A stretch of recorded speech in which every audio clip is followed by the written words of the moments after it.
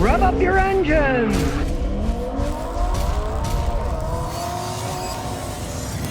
Well, here we go again with people as sheep. Panic buying in Florida has caused people to run out of gas. The gas stations have run out of gas. They're charging more money for the gas because it rained a bunch. They had like 20 inches of rain there. They had all kinds of flooding, and now everyone's acting like a sheep. And they all ran to the gas station, sucked them all dry. You know, what's wrong with you people out there? We're going to run out of fuel, so I better go buy some fuel because it rained a bunch. Then everybody does, and you do run out of fuel. Come on, don't be greedy, you know? Don't be a hog. It's like every time something's happening, there's a hurricane might be coming.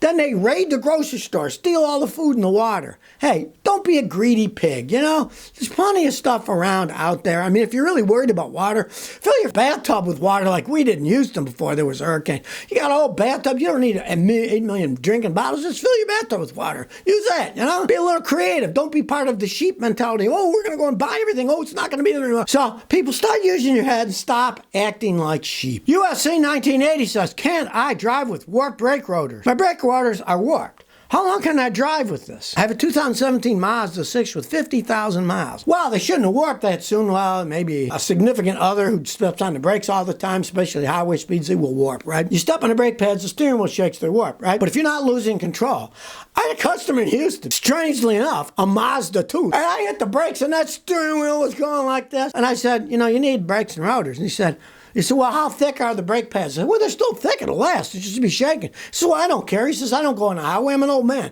I only drive 30 miles an hour. He never fixed them. And he drove them that way. Of course, you do a lot of highway driving stuff. You know, you're going to get, the shaking's going to drive you nuts. It isn't physically hurting anything, but eventually it'd be shaking so much you lose control too. So just realize that. And my advice is, see who's driving a car. If you're not the only one driving it, watch how the other people drive it. Maybe teach them, no, when you're going 70, don't keep slamming on the brakes because that will warp them. The heat gets really hot at high speeds. At low speeds, it doesn't matter. But at high speeds, you stop real fast, you slam on the brakes, they get super hot, and that's how they warp. They get so hot that eventually they warp. California Nick says, I got an 05 Chevy Malibu, but my cat monitor will not run. I need to get it inspected. I've done all kinds of work to get the air fuel mixture to work. The monitor won't run for the catalytic converter. What can I do to force it to work? Well, unfortunately, there's nothing you can do. It's all the computer software of the vehicle, and other than hiring a computer genius to rewrite the software to fool it, which like Volkswagen did with their emission scandal sheet, right? But for most people, your catalytic converter is probably in the twilight zone, right? It's an '05, so it's an old vehicle. When the catalytic converter isn't just right, it won't let the monitor run itself and complete. So even though it's not bad, it's not good. So it doesn't put the check engine light on saying that the catalytic converter is bad. It's in the twilight zone where it won't fail and won't pass, and the monitor won't run. You're in California, so you can't get the car inspected. You will probably have to buy a catalytic converter. Now, you might put some good cleaner like Cataclean in the gas tank, drive it hard on the highway. Maybe it'll clean it out good enough that it will pass, but you're probably going to need a new catalytic converter. It's usually the converter itself. It won't run because the converter's just too far worn out. Car owner says, where's the ABS sensor on my '05 Dodge Caravan? I have the ABS light on. I could probably leave it alone, but I figured I'd look into fixing it. Guy at AutoZone said it might be a dead battery. What could it be?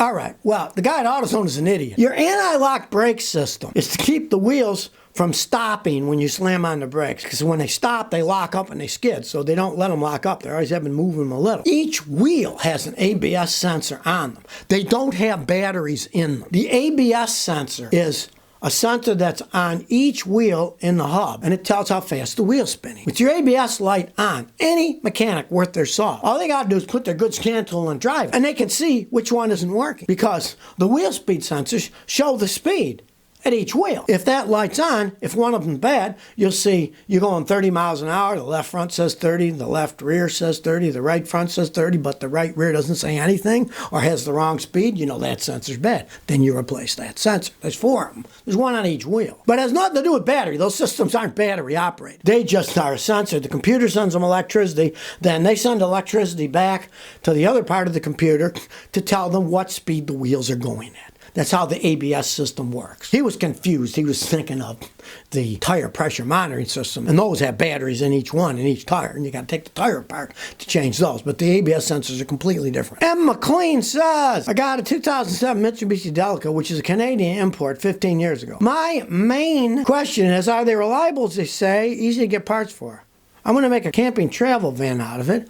I'm a Toyota guy, and if that isn't any good, I'll look for a 4Runner. Look for a 4Runner. Mitsubishis do not hold up over time like Toyotas, especially the older ones. You're looking at an 07. A lot of those burn oil. The piston rings weren't all that good. I would not put money converting one of those into a camper. I would get a Toyota, do it right, and then you can maybe keep it forever. I've seen 4Runners that had 500,000 were still running like a top. So that's what I'd advise you to do. Mitsubishis, they're cheaply made vehicles that people would buy because they cost less, they got good gas mileage, but they don't hold up like Toyotas or Hondas. And if you're going to make a camper out of it, you're going to spend a lot of time and money and energy. Do you want to do something that's going to fall apart in the future, or do it on a Toyota that can last forever? Mr. Bob says, my car would not start, and they said it was a bad brake booster. I have a 2021 Kia Sorento with 20,000 miles. I didn't have any problems, but the car wouldn't start. Towed it to the dealer, and they said it was a brake booster, and they replaced it free. Why would the brake booster keep me from starting? Well, here's why. The brake booster uses vacuum pressure from the engine. When you're starting the car, if the brake booster is leaking and sucking air, you will have a whole bunch of air being sucked into the engine. When you have too much air sucked into the engine, you have too much air, not enough fuel, and the car won't start. It was a massive vacuum leak. Now, normally, yours broke entirely, so it wouldn't start. Normally what happens is they'll start, but they'll run like crap when they idle because they're sucking too much air and they're running lean, but not super lean. In your case, it was probably so bad it was just sucking raw air in from the atmosphere. It was broken so bad. Then you get all that air, not enough fuel, and the car won't start. That's what happened. But it shows you, as old Scotty's been saying for a while, Kia makes crap. You got 20,000 miles on a 2021 Kia and a brake booster broke. My 94 Celica still has the original brake booster with, 250,000 miles. Kia makes junk. I don't care what anybody says, they do. And you just proved it. Well, the CEO of Google, Sundar Pichai, says that society isn't ready for the advancement of AI, artificial intelligence, right? Because they're all pushing the future, it's going to be all artificial intelligence, right? Well, I say the opposite. I say that artificial intelligence isn't ready for people. It's not sophisticated enough, just like the driving systems. They're not sophisticated enough. And I laugh my rear end off at all these people are running around. Look, I have virtual reality goggles.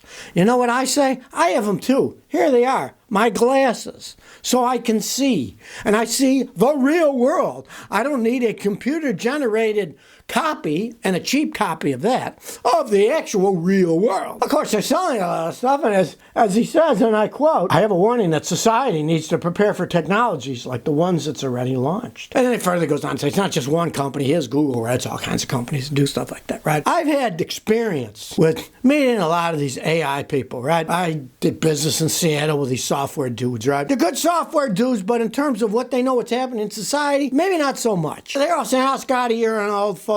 We're not going to be driving our own cars, driving cars that drive themselves. We won't even own cars.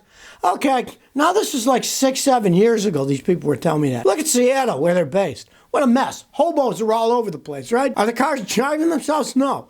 Do people still own cars? Yes. They own cars all over the place. Everybody's always forecasting this future where everything is magical, like the Jetsons, right? No, we're not going to be flying around in cars. We don't have robots that do our jobs for us. Look at that piss poor robot that Elon Musk showed off a few months ago. Hey, it had people holding it up. It was so crappy, Now, granted, there's a lot of places where AI can come in handy. Doctors, they can look through really fast the computer of the operation they're doing to do a little research and stuff. I got nothing against that. I use data systems all the time on my computer and on my phone to fix cars, to get information, and to analyze them. I got nothing against that, but sometimes these guys take it a little bit too far. Or what? It'll be like the Matrix. We'll be in tubes ourselves, right? And then we're imagining that we're doing stuff. No, I think it's going to be a long time before any of that crap actually happens. Now, he did warn of consequences of AI, and I quote, he says that the scale and problem of disinformation and fake news and images will be much bigger. It could cause harm. Well, there's an understatement for you. The problem is, if you got AI, artificial intelligence, and humans have no intelligence at all, they're just going to be fed pablum and they're going to eat it up and they're not going to question it at all. I see that with many younger people. Show them something on the phone, on news or something, they'll say, oh, well, I didn't know that. And I'll say, that's all fake. But they'll believe it because they see it on their phone. They read it and they think, oh, yeah, that's real. No. And artificial intelligence often makes it worse because then they really have no filtering of, is this real? Is this artificial? What's happening, right? You have to have a base in reality. You have to understand things. Otherwise, you're just going to believe all the crap you see on the phone. I see so many young people, they show you, oh, look at this, and they're laughing. And I said, that whole thing is fake. They're just actors. You can see that's not actually happening in the real. What are the odds that they're going to catch something like that, right? Close up with a camera? Of course, most of it is fake. And the more people rely on it, guess what? The faker it's going to become. So if you never want to miss another one of my new car repair videos, remember to ring that bell.